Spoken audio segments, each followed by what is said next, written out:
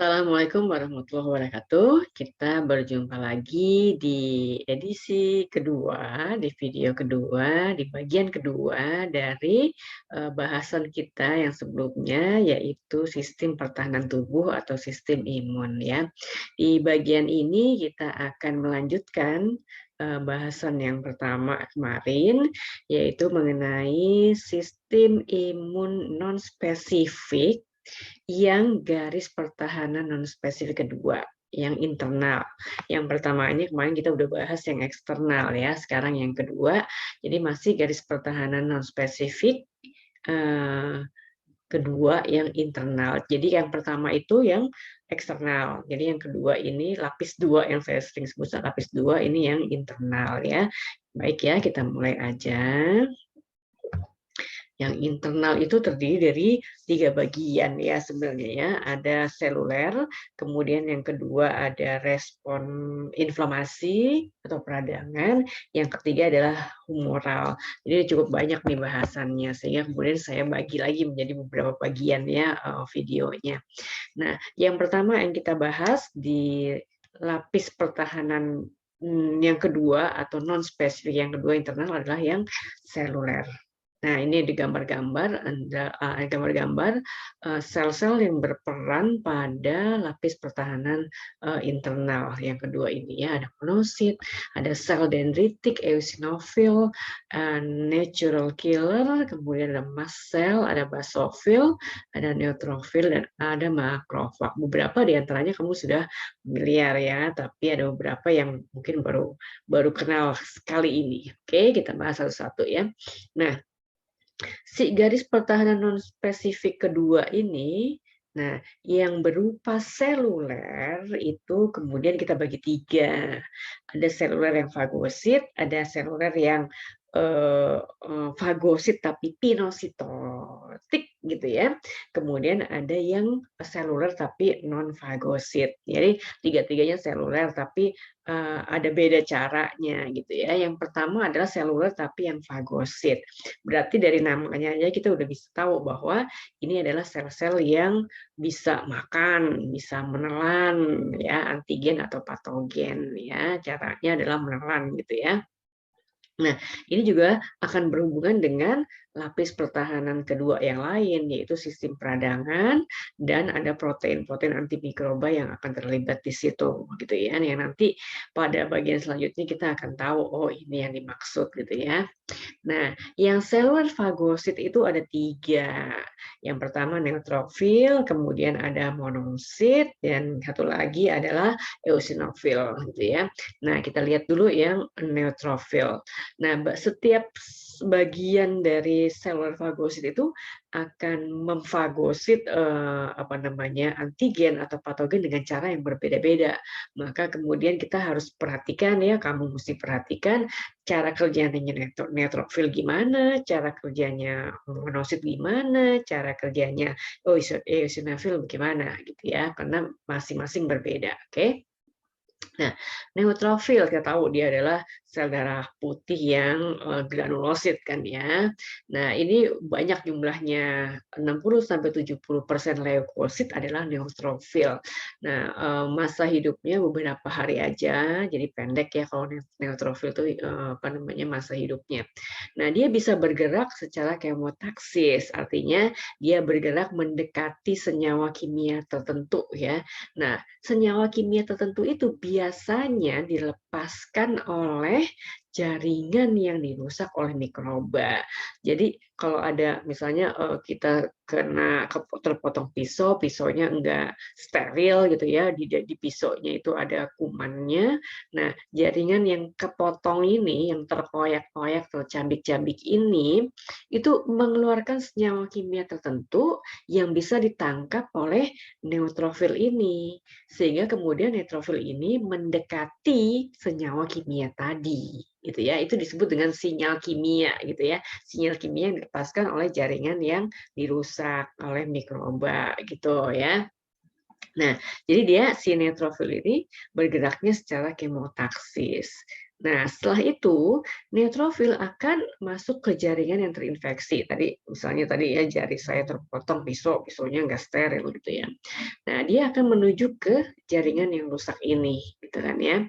Nah, kemudian di situ dia bisa memfagosit, dia bisa menelan lebih dari 20 bakteri untuk satu neutrofil gitu ya. Nah, kemudian setelah dia menelan sekitar 20 bakteri, dia tuh mati gitu ya, mati. Nah, kematiannya pun gitu ya, masih ada gunanya. Kematiannya ini melepaskan senyawa kimia lagi yang akan mengundang leukosit teman-temannya yang lain untuk datang ke tempat itu. Kalau mati jangan sendirian ya, jadi ngajak-ngajak yang lain. Nah, itu cara kerjanya dia ya. Nah, jadi tadi cara kerjanya kalau ada jaringan rusak, di jaringan itu terinfeksi patogen, maka jaringan rusak tadi akan mengeluarkan sinyal kimia. Sinyal itu akan ditangkap oleh neutrofil sehingga kemudian neutrofil datang ke situ. Ketika dia datang ke situ, dia akan menelan si patogen-patogen tadi. Nah, setelah dia menelan sekitar 20 patogen, dia tuh mati. Nah, ketika dia mati, dia mengeluarkan sinyal kimia lagi yang akan mengundang teman-temannya yang lain untuk datang ke sana, gitu ya. Sehingga kemudian patogen-patogen yang ada di permukaan luka tadi, mudah-mudahan bisa habis gitu ya, difagosit oleh neutrofil tadi. Nah, tapi kan kemudian ada kumpulan dari neutrofil yang mati, kemudian ada cabik-cabik jaringan yang rusak, gitu kan ya.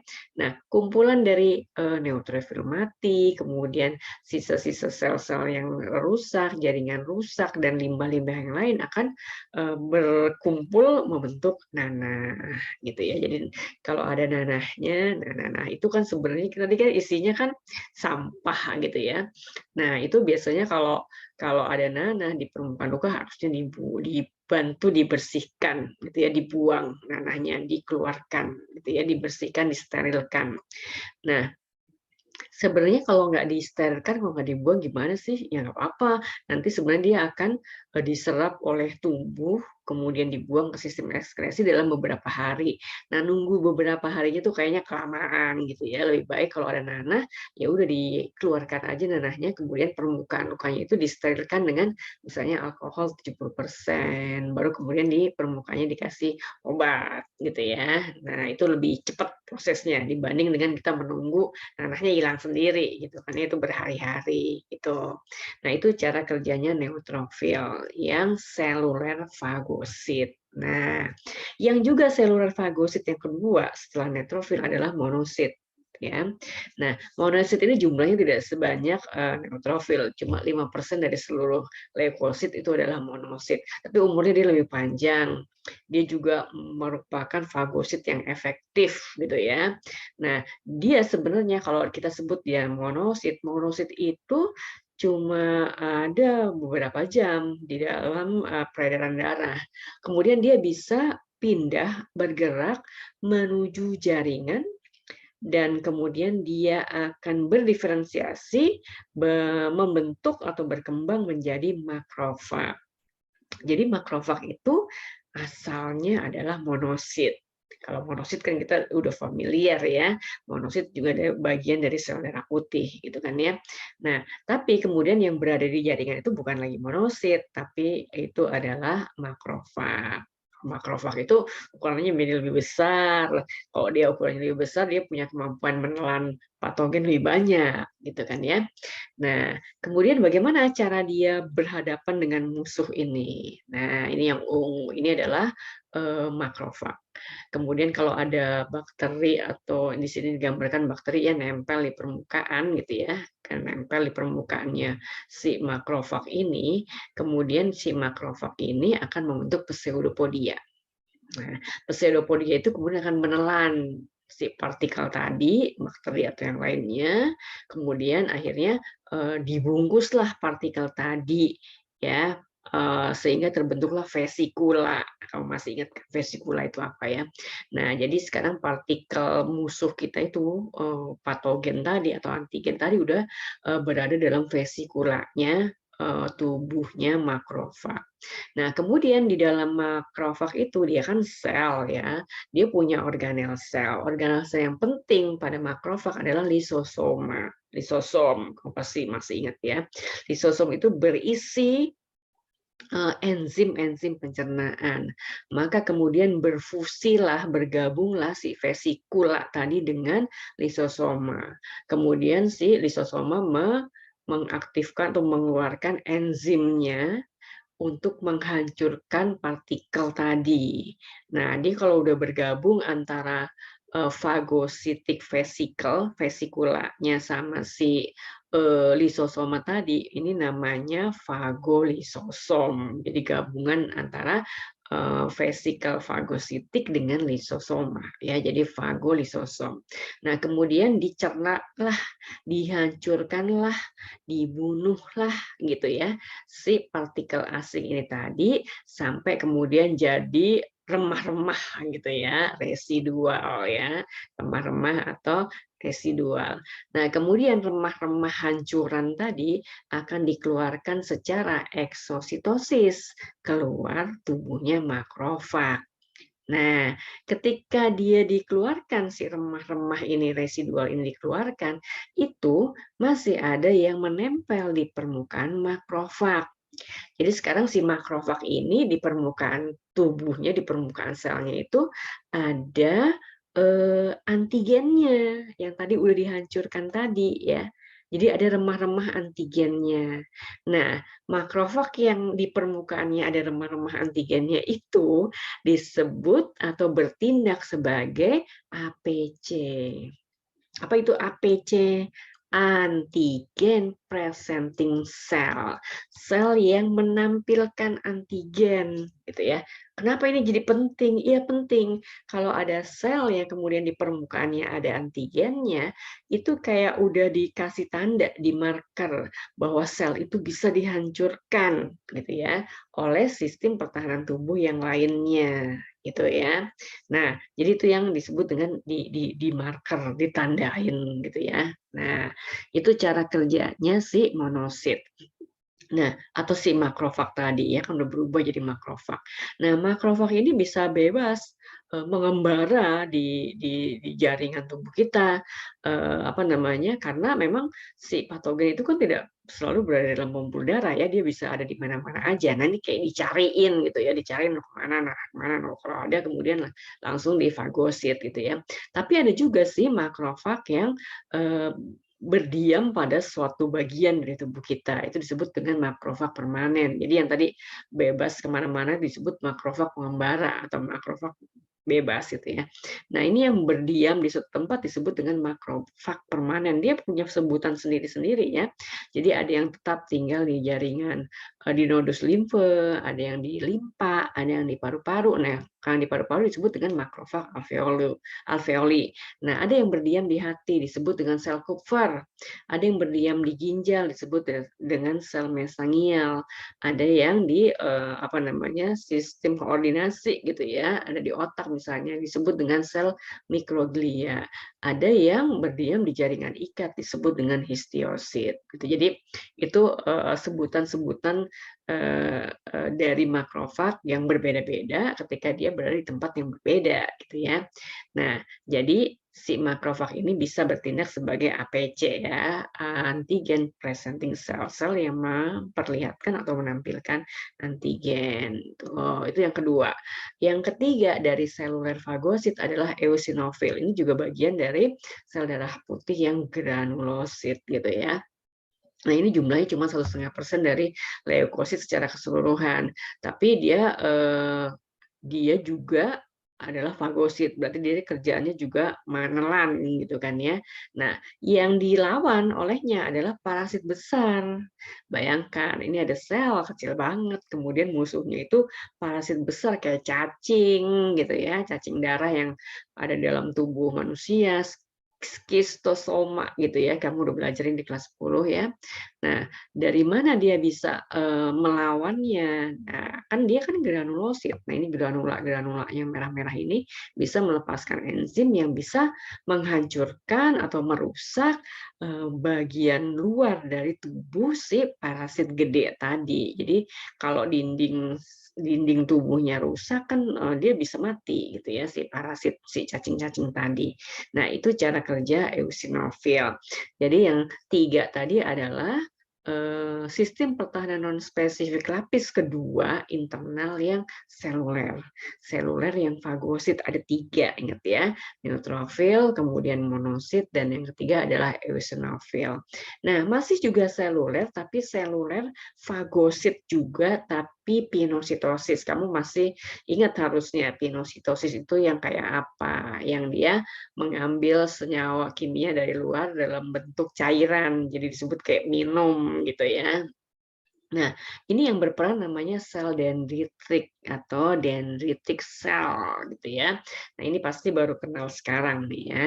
Itu apaan? Sel apa lagi gitu ya. Dia sebenarnya adalah monosit, tapi kemudian dia berdiferensiasi menjadi sel dendritik. Kok namanya kayak kayak kayak sel saraf dendrit dendrit gitu, bentuknya kayak dendrit gitu ya.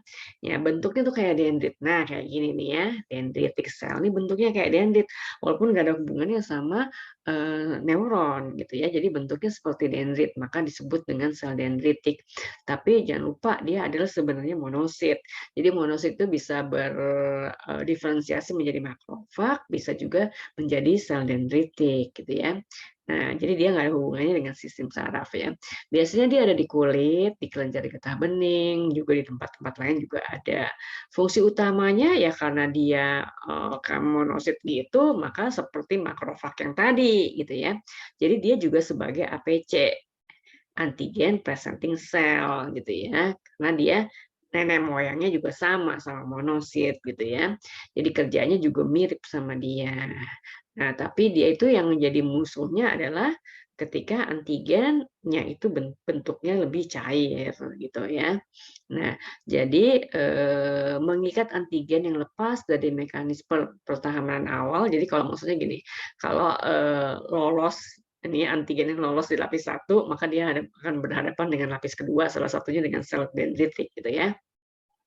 Nah, kemudian si sel dendritik ini bisa menampilkan remah-remah dari antigen tadi, gitu ya. Ditampilkan di mana? Ada bagian yang namanya kompleks MHC. Ini MHC ini akan dijelaskan nanti ya, gitu ya. Nah, jadi nanti aja asal tahu dulu sekarang. Dia akan ditampilkan, si remah-remahnya itu akan ditampilkan atau diikat atau berikatan dengan molekul lagi yang namanya MHC. Nah, ditampilkan kepada siapa si remah-remah tadi? Kepada sel T atau sel B. Sel T atau sel B adalah bagian dari limfosit. Orang nama lengkapnya sebenarnya sel limfosit T dan limfosit B, tapi orang lebih suka menyebutnya ringkas ya sel T sama sel B gitu ya. Nah, jadi bagian ini akan dijelaskan nanti di lapis ketiga. Kita kan baru sampai lapis kedua gitu ya. Karena sel T dan sel B ini bekerja untuk sistem imun spesifik, bukan yang non spesifik gitu ya. Nah, jadi ini kalau lapis 1 dia lolos, lapis 2 lolos, lapis 3 akan bekerja menghabisinya gitu loh ya. Nah, jadi ini ada di lapis 3. Ini prosesnya dari lapis 3. Nah, jadi sel-sel yang kayak gini tuh dia adalah perantara atau mediator antara sistem pertahanan lapis 2 dan lapis 3.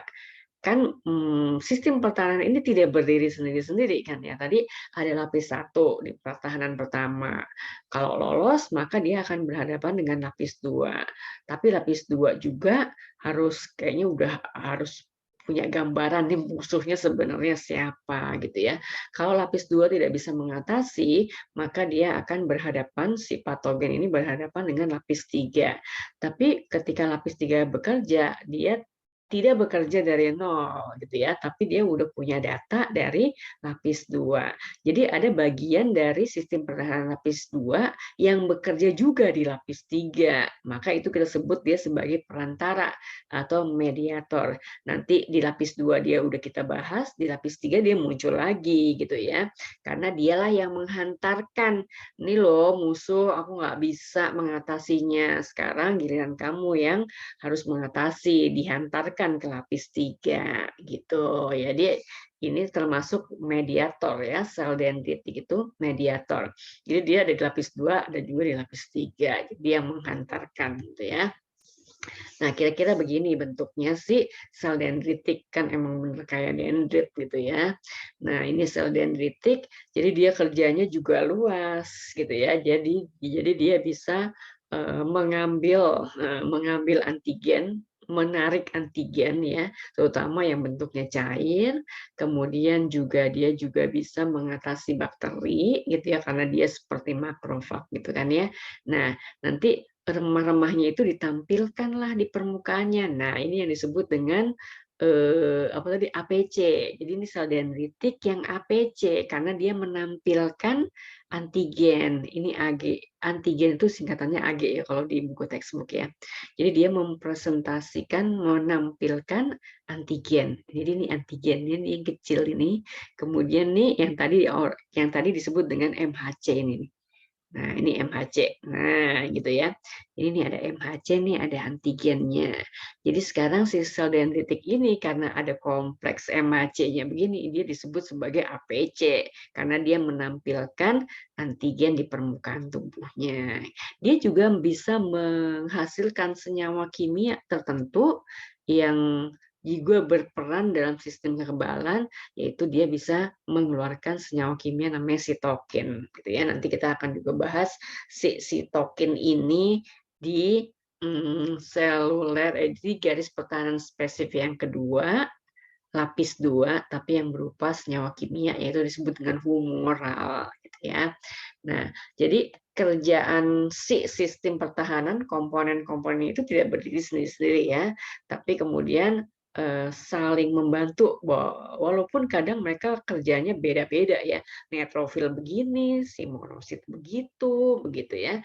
Si eosinofil begitu ya. Tapi kemudian mereka saling bekerja sama, kemudian dalam menghadapi musuh kita itu, gitu ya. Sehingga mestinya musuh kita itu harusnya udah bisa teratasi ya, orang dikeroyok rame-rame gitu ya. Nah, itu adalah sel dendritik. Nah, kemudian yang ketiga dari yang seluler adalah seluler tapi non-fagosit. Jadi selulurnya ada 3 ya, seluler fagosit tapi pinositosis, dan kemudian yang ketiga adalah seluler tapi non-fagosit. Yang non-fagosit itu ada 3 lagi nih komponennya ya. Jadi ada NK sel, kemudian ada basofil, dan ada sel emas. Kita lihat satu-satu ya. Seluler non-fagosit yang pertama. Jadi dia berarti cara menghadapi musuhnya bukan ditelan gitu ya, bukan ditelan, bukan difagosit, bukan dimakan gitu ya. Nah, diapain kita lihat ini ya. Nah, jadi yang pertama adalah NK cell, namanya aja udah serem ya, natural killer, sel pembunuh alami. Nah, jadi dia tidak fagosit, dia tidak menelan gitu ya. Nah, jadi dia juga kerjanya cepat banget ya, ketika ada musuh kemudian dia siap membunuh. Wah, keren banget ya, siap membunuh. Jadi tidak perlu diaktifasi, dia langsung bisa bunuh. Nah, ini siapa sih sebenarnya si NK sel ini? Dia sebenarnya nenek moyangnya sama limfosit, sel darah putih yang agranulosit ya. Nah, nenek moyang dari limfosit itu adalah limfoid namanya. Nah, jadi dia adalah limfoid yang bergranula besar gitu ya. Nah, tapi walaupun nenek moyangnya sama dengan limfosit, dia itu cirinya beda banget sama limfosit si NK sel ini gitu ya. Jadi enggak seperti limfosit gitu ya. Sehingga dia disebut juga sebagai NBNT, sel non B non T. Dia bukan limfosit B, dia bukan limfosit T, gitu ya. Nah, cuma nenek moyangnya aja yang sama limfosit, gitu ya. Bagaimana dia bekerja? Dia itu spesialis berhadapan dengan musuh yang berupa virus, sel-sel abnormal, contohnya sel kanker dan sel tumor. Itu musuhnya dia, gitu ya. Jadi dia udah punya spesifikasi sendiri, dia berhadapan dengan siapa, gitu ya. Jadi dia berhadapan dengan virus, dengan sel-sel yang aneh, gitu ya. Yang di situ ada sel tumor, sel kanker, itu yang dihadapi oleh NK cell. Jadi kalau ada sel kemudian terinfeksi virus atau kalau ada sel tumor kan dia tuh abnormal ya, dia tuh ganas dalam artian dia itu bisa bereproduksi dalam waktu singkat, cepat banget sehingga jumlah sel itu menjadi berlipat ganda dengan cepat gitu ya. Nah, itu disebut dengan sel tumor gitu ya. Jadi sel yang terinfeksi virus atau sel tumor yang kemudian ganas itu akan mempunyai perilaku yang tidak seperti sel biasanya gitu ya. Nah, jadi sel ini perilakunya aneh sehingga kemudian keanehan itu ditangkap oleh si NK sel ini. Ini aneh banget nih gitu ya. Nah, kemudian akan didekati oleh NK sel gitu ya. Sehingga kemudian diatasilah oleh si NK sel ini sehingga kemudian kalau ada sel terserang virus, maka proses penyerangan virus ini bisa dihambat ya, kemudian dihambat penyebarannya, jangan sampai kemudian mengalir ke seluruh tubuh virusnya itu dan bikin kita sakit gitu ya. Nah, si NK sel ini menghasilkan senyawa kimia namanya perforin, kemudian sitokin, diingat ya, sel dendritik juga mengeluarkan sitokin ya. Perforin, sitokin itu senyawa kimia gitu ya. Yang kemudian dia bisa mengatur aktivitas dari sel B dan sel T juga mengatur aktivitas makrofag. Nah, tadi saya bilang ya, mereka tuh satu sama lain tidak bekerja lepas sendiri-sendiri begitu aja, tapi masih berhubungan dengan bagian-bagian yang lain. Sehingga kayak kalau tadi ada musuh tadi, ayo dikeroyok bareng-bareng gitu ya. Nah, kemudian kita sudah pernah belajar di kelas 10 bahwa kalau tubuh kita terserang virus, itu tubuh akan secara alami si sel yang terserang itu mengeluarkan senyawa kimia yang namanya interferon, gitu kan ya. Interferon itu aktivitasnya adalah menghambat apa namanya apa namanya reproduksi virus gitu ya, menghambat perbanyakan virus gitu kan ya. Itu yang sudah kita pelajari di kelas 10 gitu ya. Nah, jadi ketika ada sel yang terserang virus pasti ada interferon gitu ya. Nah, kegiatan atau aktivitas interferon ini kemudian berpengaruh juga dalam mengaktifkan si NK sel ini. Sehingga karena dia aktif, maka efek bunuhnya itu menjadi lebih kuat gitu ya. Jadi NK sel ini juga ada hubungannya sama si interferon. Interferon itu kayak mengaktifasi si NK sel sehingga kemudian dia menjadi benar-benar aktif dan mampu membunuh virus, mampu membunuh sel tumor, sel kanker gitu ya. Nah, jadi kayak gini caranya ya. Jadi ini adalah NK sel. Karena dia sel kan dia punya inti, dia punya organel. Organel yang digambar di sini yang penting aja ya, yaitu badan Golgi. Nih, badan Golgi.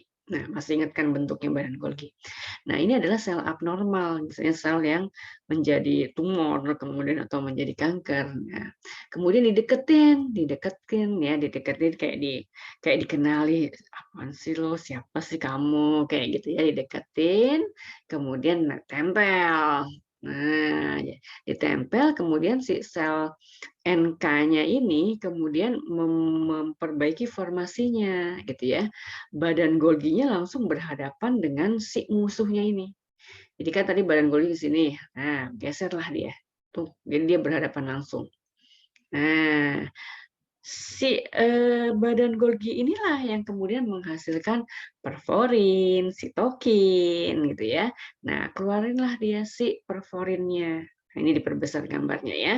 Nah, ini perforinnya dikeluarin di eksositosis, gitu ya.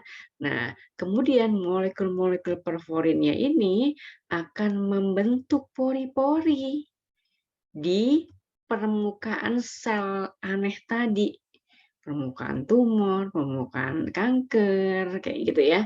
Nah, jadi dia bikin pori-pori. Nah, Kalau dibikin pori-pori, dibolongin, dilobangin, bocor kan, gitu kan ya. Nah, ketika dia bocor, dia itu kan lisis, hancur, mati deh, gitu. Nah, jadi sel-sel abnormal itu dimatikan, dibunuh dengan cara seperti ini oleh NK sel, gitu ya. Nah, berikutnya, yang juga seluler lapis 2, pertahanan lapis 2 seluler non-fagosit yang kedua adalah basofil. Nah, basofil kan kita udah tahu ya, dia adalah sel darah putih yang granulosit. Oke. Nah, dia tidak fagosit. Ya iya, makanya dia dimasukkan ke ini ya, ke sini ya. Nah, kan tadi dia granulosit. Granulanya itu mengandung senyawa kimia namanya histamin. Histamin ini kan kita udah belajar juga bahwa dia bereaksi terhadap alergen ya. Kalau kita terserang alergen, maka kita mengalami alergi. Nah, itu kemudian mengaktifkan basofil sehingga basofil itu menghasilkan senyawa kimia namanya histamin. Histamin ya.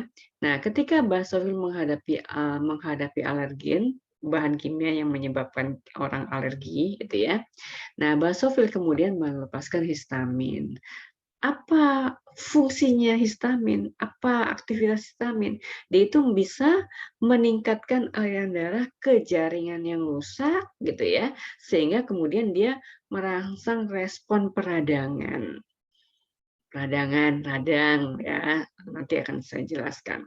Itu penting pada proses membunuh patogen itu, Mas. Mekanisme peradangan itu penting. Nah, jadi dia meningkatkan respon peradangan. Nah, kalau yang disebut radang tuh kayak apa sih? Merah, agak-agak bengkak, kalau dipegang anget. Nah, itu inflamasi, itu peradangan. Itu bukan tanpa maksud ya, itu ada maksudnya, nanti kita bahas gitu ya. Nah, yang kemudian memicu proses peradangan tadi salah satunya adalah histamin ini yang dikeluarkan oleh basofil gitu ya. Nah, berikutnya yang ketiga dari seluler non-fagosit ini adalah namanya sel mastosit. Nah, ini pasti juga baru dengar nih ya, ini sel apaan gitu ya. Nah, ini mirip dengan basofil, berarti nenek moyangnya sama sama basofil. Kira-kira kerjanya juga mirip gitu kan ya. Nah, jadi basofil sama sel ini berasal dari nenek moyang yang sama gitu ya, itu mieloid ya yang ada di sumsum tulang, kan sumsum tulang pabriknya sel darah gitu ya. Tapi apa namanya senyawa kimia yang menginisiasi pembentukan mast sel itu beda sama basofil. Jadi disebut prekursornya beda gitu ya. Basofil akan meninggalkan sumsum tulang setelah dewasa. Tapi kalau mastosit ini eh, keluar dari sumsum tulang itu dalam bentuk setengah jadi gitu ya, dia belum matang benar, kemudian dia akan matang berdiferensiasi di jaringan. Jadi prosesnya mirip-mirip monosit sama makrofag gitu kan ya. Tapi dia seperti bentuknya atau nenek moyangnya sama basofil, cuma dia dewasanya di jaringan. Kalau basofil dewasanya di sumsum tulang gitu ya. Nah, jaringan tempat mastosit menetap dan menjadi dewasa, terutama berada dekat pembuluh darah kecil, dekat dengan kapiler darah. Jadi ketika si mast cell ini diaktifkan, dia ngeluarin zat yang mempengaruhi permeabilitas pembuluh darah. Jadi pembuluh darahnya tuh menjadi lebih permeabel gitu kan ya.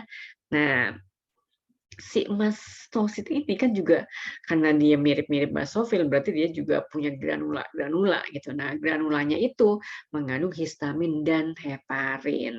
Kalau basofil kan mengandung mengandung histamin doang gitu ya. Kalau ini ada histamin sama heparin. Nah, gitu ya. Nah, mastosit ini juga ada dua jenis. Ada yang berada di jaringan, ada yang berada di mukosa. Tadi udah kita bahas mukosa ya sebelumnya ya. Dan kemudian dia bantuin sel T, sel limfosit T gitu ya kerjanya.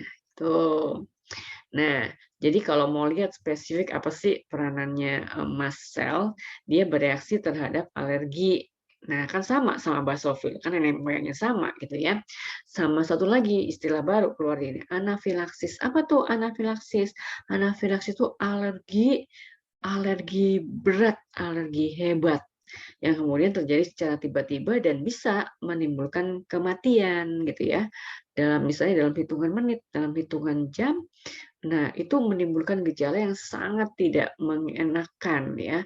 Merah-merah, gatal-gatal, bengkaknya di tenggorokan, bahkan di tenggorokan bayangkan ya. Maksudnya itu adalah saluran nafas. Kemudian ketika dia bengkak dan dia kan menyempitkan saluran nafas gitu ya, sehingga orang mengalami sesak nafas atau disebut dyspnea ini ya, sesak nafas. Kemudian bisa muntah-muntah, kemudian melayang-layang gitu ya, tekanan darahnya tiba-tiba menjadi sangat rendah. Nah, ini biasanya si anafilaksis ini disebabkan oleh adanya alergen dalam jumlah banyak dalam waktu yang singkat ke dalam tubuh kita. Misalnya ada sengatan serangga, misalnya kalajengking kayak gitu ya, atau lebah jumlah besar gitu ya. Jadi ketika orang mau mengambil madu di sarangnya itu kemudian penghuninya keluar semua, bahkan menyerang yang orang mengambil madu ya, sekujur tubuhnya kena sengatan lebah, dia bisa kena anafilaksis gitu ya. Dalam waktu singkat dia bisa mati, dia bisa meninggal gitu ya. Atau juga bisa disebabkan karena keracunan makanan atau kemudian alergi obat-obat tertentu. Maka kalau kita ke dokter, kalau ada orang sakit ke dokter, kemudian dokter kalau mau ngasih obat ditanya, ada alergi obat nggak? Kayak gitu ya. Karena kalau ada alergi obat gitu ya, kemudian obat itu dikonsumsi, diminum, dia bisa mengalami anafilaksis gitu ya. Nah, mast cell ini juga sel-sel mast cell ini bisa menjadi pelindung di permukaan mukosa.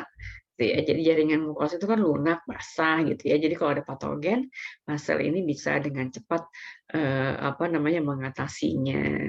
Nah, juga dia berperan penting dalam proses penyembuhan luka ya. Jadi kalau ada luka, kumannya udah nggak ada, jaringan rusaknya kan harus dibenerin ya, harus direparasi lah gitu ya. Sehingga ini ada peran juga dari mast cell ketika memperbaiki jaringan-jaringan yang rusak dalam proses penyembuhan luka gitu ya. Nah, itu yang seluler non fagosit. Nah, ini gambaran dari kerjanya si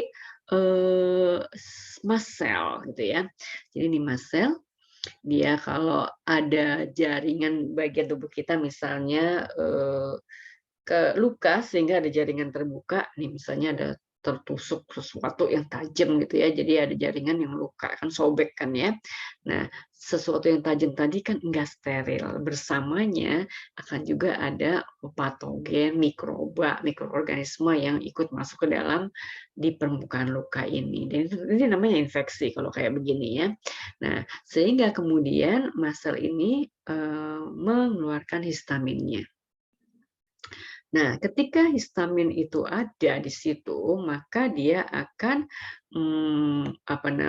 mengawali peristiwa-peristiwa selanjutnya, yaitu gitu ya. Ini ada dua peristiwa besar nih ya, kiri sama kanan. Nih, eh, memperbesar pembuluh darah arteri di area yang luka ya, lokal arterial vasodilatation. Jadi pembuluh-pembuluh arteri di dekat yang luka tadi, di dekat luka ini tadi, kemudian melebar, vasodilatasi. Kalau melebar, apa dampaknya? Kalau melebar, aliran darah menjadi lebih lancar gitu ya, ke area yang luka tadi. Lancarnya aliran darah itu meningkatkan komponen-komponen yang bekerja di sistem kekebalan gitu ya. Ini berupa humoral, cairan-cairan atau senyawa kimia gitu ya. Jadi ada protein plasma, ada komplemen. Nah, itu yang nanti akan bekerja di sistem pertahanan juga gitu. Selain itu, meningkatnya aliran darah tadi juga akan meningkatkan sel-sel fagosit ke area yang rusak, ke jaringan yang rusak gitu ya. Sehingga kemudian si sel-sel fagosit ini juga mengeluarkan senyawa-senyawa kimia yang bisa memfagosit, menelan, menghancurkan tadi, gitu ya. Nah, di jalur kedua, histamin itu juga bisa meningkatkan permeabilitas pembuluh darah. Kalau permeabel pembuluh darahnya, maka bisa terjadi akumulasi atau pengumpulan cairan. Nah, pengumpulan cairan itu diantaranya ada menguntungkan gitu ya, kan tadi bisa meningkatkan komponen-komponen kimia sistem pertahanan gitu ya. Tapi ada dampaknya yang nggak mengenakan. Nah, apa itu dampaknya?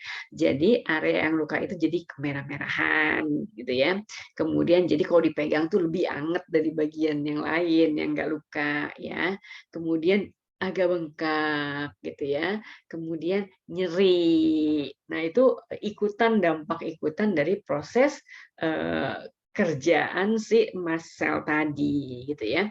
Tapi semuanya tadi itu akan berdampak pada bahwa kita bisa melawan atau bertahan terhadap serangan invasi atau serangan dari patogen atau mikroorganisme asing gitu ya. Nah, kemudian si rasa-rasa ini juga nanti akan membentuk satu lagi bagian atau satu lagi proses yang disebut dengan eh, respon respon demam gitu ya. Jadi kalau udah merah-merah, anget-anget, kemudian bengkak-bengkak, nyeri-nyeri itu bisa meningkatkan respon demam.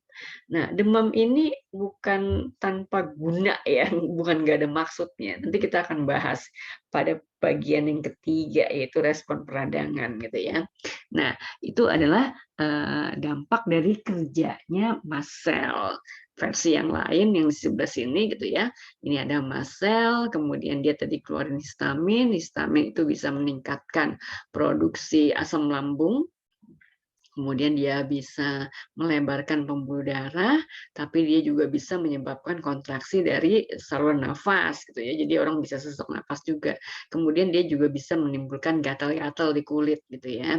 Tapi si maser ini juga nanti bisa di sistem pertahanan lapis 3, dia juga bisa bekerja sama dengan imunoglobulin gitu ya. Imunoglobulin yang bekerja sama dengan massa adalah imunoglobulin E gitu ya. Nah, ini memang spesialisnya adalah berhadapan dengan antigen yang berupa alergen gitu ya. Nah, itu adalah cara kerjanya sel mast gitu ya. Nah, jadi yang seluler udah selesai ya, ada yang fagosit, fagosit pinositosis, ada yang non fagosit, udah tiga-tiganya ya. Nah, berikutnya garis pertahanan non spesifik lapis 2. Berikutnya adalah selain seluler ya, adalah respon peradangan atau inflamasi gitu ya. Nah, jadi ketika ada bagian tubuh kita yang kemudian rusak, entah kecelakaan, cedera, itu menimbulkan infeksi, masuknya mikroba karena ada jaringan yang terbuka. Nah, si masuknya mikroba ini akan memicu respon yang namanya respon peradangan atau respon inflamasi lokal di tempat itu aja gitu ya. Jadi kalau ada jaringan yang rusak di area ini, maka peradangannya inflamasi biasanya di sini aja gitu ya, dilokalisir di situ gitu ya. Dicoba dilihat nih ya, ini jerawat yang gede-gede nih pasti udah ada nanah-nanahnya ya, di situ aja merah-merah tuh kan merah-merah ya. Tapi kalau saking banyaknya jadi kayaknya merahnya hampir di semua wajahnya gitu kan ya karena banyaknya.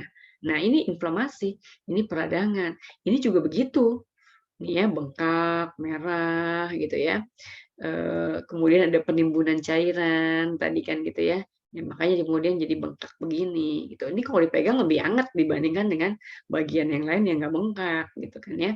Nah, jadi inflamasi kayak gitu itu bisa inflamasi jangka pendek gitu ya, segera sembuh, tapi juga ada yang akut, yang lama gitu ya. Kayak gini lama nih susah nih sembuhnya gitu ya.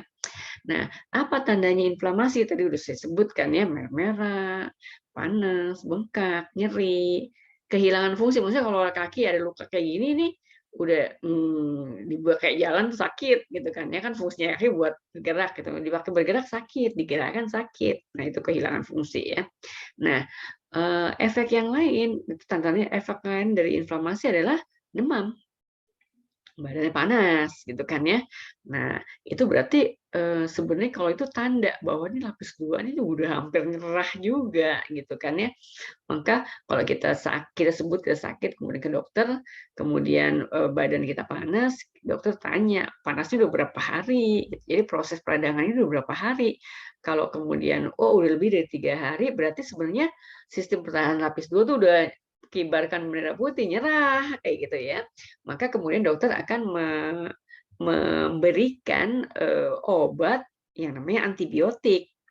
Antibiotik itu kan bisa bunuh kuman gitu kan ya, bisa bunuh kuman.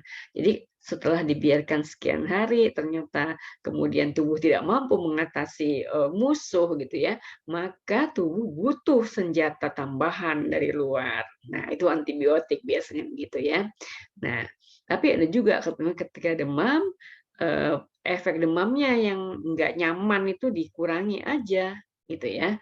Efek demam yang nggak nyaman itu apa? Nah, kita bahas di sini ya. Jadi salah satu bentuk dari respon peradangan atau inflamasi adalah demam. Jadi demam itu ketika suhu tubuh naik, nggak di batas normal lagi. Berapa suhu tubuh normal manusia? 36 sampai 37,2. Nah, kalau udah di atas itu, maka rasanya udah nggak enak di badannya, orang Jawa tuh bilang greges-greges gitu kan ya. Nah, itu udah namanya udah demam gitu ya. Nah, pada saat itu, jadi ketika kita demam, itu berarti ada infeksi, berarti ada mikroorganisme, ada mikroba, ada patogen yang masuk. Nah, kita bilang bahwa itu udah infeksi gitu ya. Jadi ketika ada bakteri, ada virus, ada sel kanker gitu ya, maka dia bisa menginfeksi sel-sel. Nah, si musuh ini bersama sel yang sudah terinfeksi tadi akan mengeluarkan sinyal kimia gitu ya, sinyal kimia. Nah, apa itu sinyal kimia yang dikeluarkan? Namanya pirogen eksogen. Nah, ini ada peristiwa yang pakai efek domino. Kalau satu peristiwa efek domino itu kayak, apa namanya, kartu dijejer-jejer berdiri, agak nempel satu sama lain, disenggol satu, kemudian yang lainnya jatuh juga ya, jatuh satu, jatuh semua. Jadi ada peristiwa berantai gitu ya. Kalau ada A, kemudian ada B. Kalau ada B, kemudian ada C. Kalau C nggak mungkin ada kalau nggak ada A, kayak gitu ya. Nah, jadi musuh-musuh kita ini bersama sel yang sudah terinfeksi bisa mengeluarkan senyawa kimia namanya pirogen eksogen. Nah, keberadaan pirogen eksogen ini akan merangsang makrofag dan monosit tadi mengeluarkan senyawa kimia lagi namanya pirogen endogen. Jadi yang dikeluarkan oleh pihak luar atau sel yang terinfeksi itu namanya pirogen eksogen. Nah, yang dikeluarkan oleh sel-sel kita, makrofag, monosit itu namanya pirogen endogen.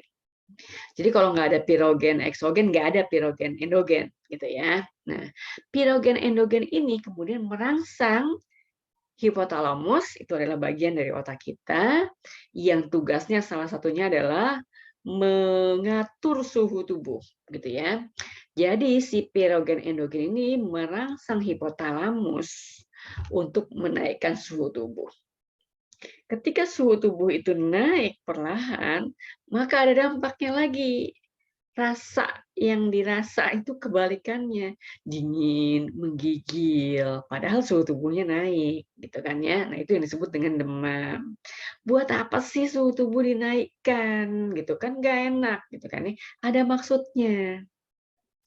Apa? Panas itu mematikan bakteri, mematikan virus, meningkatkan laju reaksi kimia. Kan tahu kalau di kimia begitu ya, ketika suhu dinaikkan maka reaksi kimia tambah cepat gitu kan ya. Jadi aktivitas metabolisme tubuh itu bertambah cepat. Itu menguntungkan gitu ya.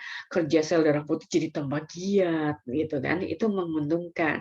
Cuma dampaknya nggak mengenakan. Sakit kepala lah, pusing, lesu, bahkan bisa kejang. Bahkan juga bisa merusak yang lain gitu ya, kalau demamnya ini berkepanjangan. Kalau demamnya ini makin lama suhunya makin tinggi, makin tinggi, jauh dari suhu normal gitu. Maka kemudian demam itu baik kalau nggak lama-lama. Kalau kelamaan harus segera diturunkan gitu ya. Karena tubuh kita itu komponen terbesarnya adalah protein. Protein itu tidak tahan terhadap suhu tinggi, dia rusak. Kita sebut kalau protein rusak itu mengalami denaturasi. Nah, jadi demam tidak boleh dibiarkan terlalu lama, gitu ya. Maka harus segera diturunkan. Pakai apa? Obat penurun demam, gitu kan. Banyak ya obat penurun demam kan ya. Di pasaran itu dijual bebas, obat penurun demam, gitu ya. Nah, respon peradangan yang lain adalah inflamasi, selain demam adalah inflamasi gitu ya. Ini ada tahapannya. Ketika ada jaringan yang rusak, maka ada sinyal kimia yang dikeluarkan. Contohnya ada histamin, ada prostaglandin gitu ya. Nah, asalnya bisa dari sel emas, bisa dari basofil gitu atau dari leukosit yang lainnya gitu ya. Untuk apa senyawa kimia ini? Melebarkan pembuluh darah, meningkatkan permeabilitas. Tadi kita udah bahas gitu ya. Nah, meningkatkan aktivitas leukosit, meningkatkan aliran darah di tempat luka. Kan kalau aliran darah itu lancar, berarti bersama aliran darah itu kan ada oksigen, ada nutrien, ada pasukan sistem kekebalan yang darah putih sebagian besar itu, gitu kan ya, sehingga jaringan yang rusak itu segera bisa teratasi, gitu ya, bisa segera diperbaiki, gitu. Nah ya, nah ketika jaringan rusak mengeluarkan senyawa kimia tadi dengan efeknya yang ini tadi, gitu ya, sehingga kemudian ada peningkatan aliran darah di tempat yang luka tadi, tempat yang rusak tadi ya. Makanya tadi kemerah-merahan tadi ya. Nah, jadi permeabilitas pembuluh darah yang meningkat itu menyebabkan cairan keluar dari pembuluh darah gitu ya. Sehingga kemudian bisa aja terjadi perdarahan, bisa aja terjadi penimbunan cairan jadi bengkak kan gitu kan ya. Sehingga kemerah-merahan, kemudian nyeri, bengkak, panas gitu ya. Itu apa namanya? Tahap 2 dari ketika ada jaringan yang rusak. Yang pertama kan ini yang kedua gitu ya. Nah, aliran darah tadi kan ya membantu menggerakkan, memobilisasi senyawa-senyawa kimia lain terhadap komponen-komponen yang bisa mengumbalkan darah. Kita udah bahas di bab sebelumnya ya. Nah, sehingga kemudian eh, perdarahan itu bisa dihentikan. Sehingga kemudian jaringan yang rusak itu sudah bisa dimulai untuk diperbaiki gitu ya. Nah, sehingga mikroba tidak masuk ke lebih jauh ke dalam tubuh kita, gitu kan, dihambat di situ kan ya. Nah, proses peningkatan aliran darah juga meningkatkan pergerakan dari sel-sel sel darah putih, sel-sel yang terlibat dalam sistem pertahanan, gitu ya, sehingga kemudian apa namanya proses membunuh patogen, kemudian proses apa tuh namanya perbaikan jaringan segera bisa dimulai, gitu ya. Nah, setelah itu apa? Nah, ketika proses migrasi itu diaktifkan, siapa sih yang pertama kali berbondong-bondong berangkat? Neutrofil dengan cara kerjanya yang sudah kita bahas tadi, gitu ya. Kemudian ada monosit yang berikutnya. Ya, migrasi itu ngapain? Dia bisa melekat ke dinding-dinding yang rusak tadi. Jaringan-jaringan yang rusak tuh nempel-nempel di situ. Nah, kalau nempel-nempel di situ kan tadi dia dengan mudahnya dia nelen-nelen patogen tadi ya. Kemudian dia juga bisa bergerak, dia pedesis keluar dari pembuluh darah menuju area yang rusak ya. Jadi bisa marginasi, bisa diaperesis. Terus ngapain? Namanya juga fagosit, ya makan, telan tuh patogennya gitu ya. Setelah makan dan telan itu dia juga makan remah-remah dari jaringan yang rusak tadi kan selnya pada mati tuh ya di jaringan yang rusak tadi. Nah, komponen tadi bersatu tuh neutrofil kan habis makan mati gitu ya.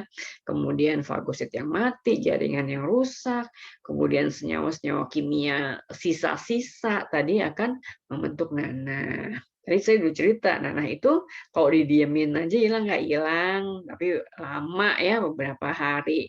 Maka sebaiknya dia dikeluarkan aja, karena kan dia bisa makin lama makin banyak dan dia bikin makin besar dan membuat kantung ya, kantung nanah kita sebut dengan abses gitu ya. Maka sebaiknya ya dibersihin aja gitu ya, pakai alkohol 70%. Jadi steril lah area itu gitu ya. Setelah itu diapain? Yang terakhir adalah pemulihan, regenerasi jaringan yang rusak. Dengan cara gimana? Ya, sel-selnya ditambahin dong mitosis, kemudian diperbanyak ya proliferasi sehingga jaringan-jaringan yang rusak itu bisa kayak ditempel gitu ya, diperbaiki gitu, diganti nih yang rusak dengan sel-sel yang baru. Nah, begitu proses inflamasi itu terjadi gitu ya. Nah, bisa digambarkan dengan ilustrasi kayak begini. Ini ada jaringan yang rusak gitu ya. Maka kemudian yang pertama ini dihentikan dulu perdarahannya. Maka yang pertama kali datang itu adalah trombosit ya, keping-keping darah, karena dia harus menghentikan perdarahan ini. Walaupun mungkin ada bakteri yang juga udah terlanjur masuk. Nah, bakteri yang terlanjur masuk akan disambut oleh mast cell tadi ya. Kemudian dia juga bisa mengeluarkan histamin, mengeluarkan apa tadi senyawa kimia yang lain sehingga kemudian memperlebar pembuluh darah, kemudian meningkatkan permeabilitas pembuluh darah, aliran darah jadi lancar kan ya. Nah, jadi kemudian dia akan memperbaiki jaringan rusak karena tadi kan bersama aliran darah ada nutrisi, ada oksigen, ada pasukan gitu kan ya. Nah, berikutnya neutrofil juga akan berperan di situ. Dia dekat-dekat sini, dia telan gini gitu kan ya. Kemudian dia juga bisa apa namanya, jadi, bakteri yang terlanjur masuk itu bisa ditelan bersamaan juga dengan ada makrofag di situ. Makrofag selain dia bisa telan, dia bisa jadi APC, dia bisa keluarin sitokin. Nah, sitokin ini bisa mengawali proses perbaikan jaringan yang rusak ini, sehingga kemudian bisa diperbaiki, bisa utuh lagi kembali seperti semula. Nah, itu adalah bahasan kita kali ini mengenai sistem imun non-spesifik, sistem pertahanan lapis 2 yang internal. Yang kita bahas tadi adalah yang sel, seluler, dan respon peradangan. Ada satu lagi, yaitu yang disebut dengan humoral, yang berupa cairan-cairan atau senyawa kimia gitu ya. Nah, itu tiga-tiganya tadi adalah sistem pertahanan non spesifik lapis 2. Yang untuk kali ini saya akhiri di sini dulu, nanti kita sambung lagi di video berikutnya ya. Saya akhiri dulu. Assalamualaikum warahmatullahi wabarakatuh.